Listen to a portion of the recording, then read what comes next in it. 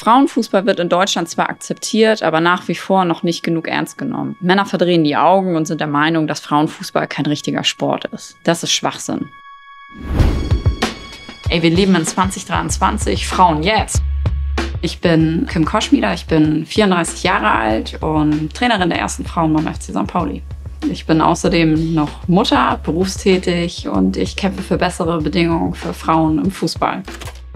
Sport war ganz früh als Kind schon immer ein Thema. Ich bin tatsächlich ein klassisches Bolzplatzkind. Ja, ich habe, glaube ich, einmal gehört, du darfst nicht mitspielen, du bist ein Mädchen, bis ich dann mitgespielt habe. Und danach war das nie wieder ein Thema. Und tatsächlich war ich auch das einzige Mädchen bei uns in der Gang. Das war für die Jungs und für mich aber völlig in Ordnung. Ich komme aus einer fußballverrückten Familie.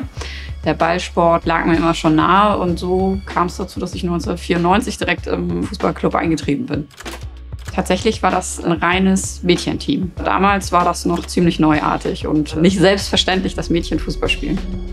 Man ist da mit Reaktionen konfrontiert worden, wie du kannst doch dein Kind nicht Fußball spielen lassen. Das wird ein Mannsweib. Er soll lieber Kleider anziehen, zieht immer nur Sportklamotten an und läuft in Trikots rum. So, es geht nicht. Ging halt doch und meine Mutter hat das wenig interessiert, glaube ich. Für uns zu Hause war das nie ein Thema, nicht Fußball spielen zu dürfen. Und ich weiß natürlich von heute Frauen, damals Mädchen in meinem Alter, die einfach nicht Fußball spielen durften, weil das schickte sich nicht. Frauenfußball hat man bis vor kurzem ja leider kaum gesehen, kaum gehört, kaum wahrgenommen, war gar nicht sichtbar für die Allgemeinheit. Und wenn man sich das mal anschaut, wir kommen aus der Historie von 1950 bis 70 ist es verboten worden in Deutschland für Frauen Fußball zu spielen, aus völlig absurden Gründen. Da brauchen wir jetzt gar nicht drüber reden, das sprengt hier den Rahmen, wie bescheuert das eigentlich ist.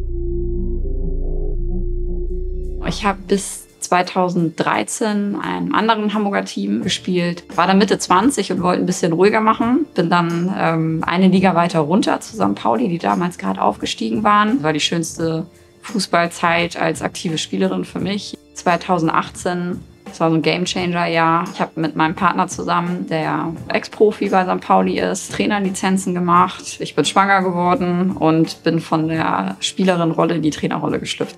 Ohne meinen familiären Background, auch unsere Mütter und Väter, würden wir das alles gar nicht schaffen. Und wir sind halt dreimal die Woche abends auf dem Trainingsplatz, da sind die Kinder im Bett und am Wochenende haben alle auch mal was davon, wenn die Lüde dann bei der Oma ist. Ohne Family wird das halt aber gar nicht funktionieren.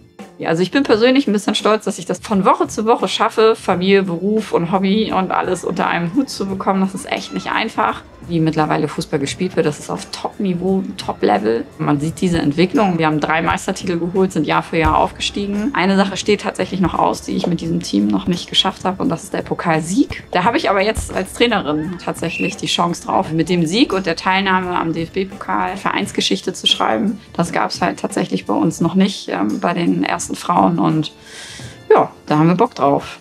Ich denke schon, dass man mittlerweile auch davon leben kann, genauso Spielerinnen wie Trainerinnen. Profifußballerinnen dürfen jetzt ja auch einfach Profifußballerinnen sein, ohne nebenbei noch Vollzeit arbeiten zu müssen. Und das war lange Zeit nicht möglich. Und das ist leider auch noch nicht überall möglich, aber da müssen wir halt einfach hin. Und das fängt natürlich im Amateursport schon an. Also bei den Herren, wenn man das mal vergleicht, dann fließt da die Kohle schon in den ganz unteren Ligen. Das heißt, Stand jetzt könnten wir uns gar nicht weiterentwickeln, weil uns die Rahmenbedingungen und auch die Kapazitäten fehlen, die hier besser werden müssen. Die Mädels kriegen nichts dafür, dass sie in dieser Liga spielen und diesen Zeitaufwand betreiben. Bei Thema Gleichberechtigung, Equal Pay, das sind halt einfach Themen, wo wir ran müssen. Es gibt aber natürlich auch Länder, da läuft das schon lange ganz anders, und da ist Fußball Frauensache.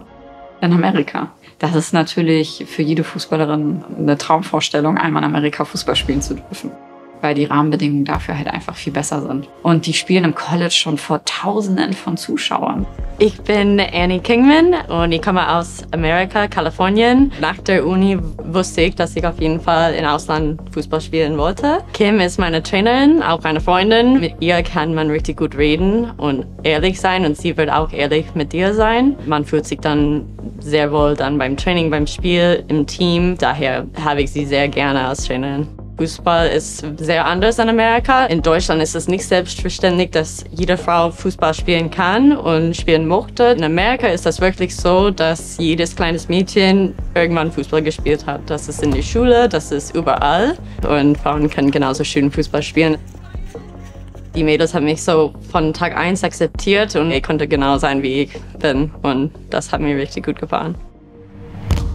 Gearbeitet und getan werden muss einfach noch was, weil wir Stand jetzt nicht gleichberechtigt sind. Also Frauen im Fußball sind nicht gleichberechtigt und nicht analog zu den Herren gesellschaftlich angesehen, entlohnt, egal auf welcher Art und Linie und Basis. Ich bin absolute Feministin und Frauen an die Macht. Es gibt keinen Job, den eine Frau heutzutage nicht machen kann.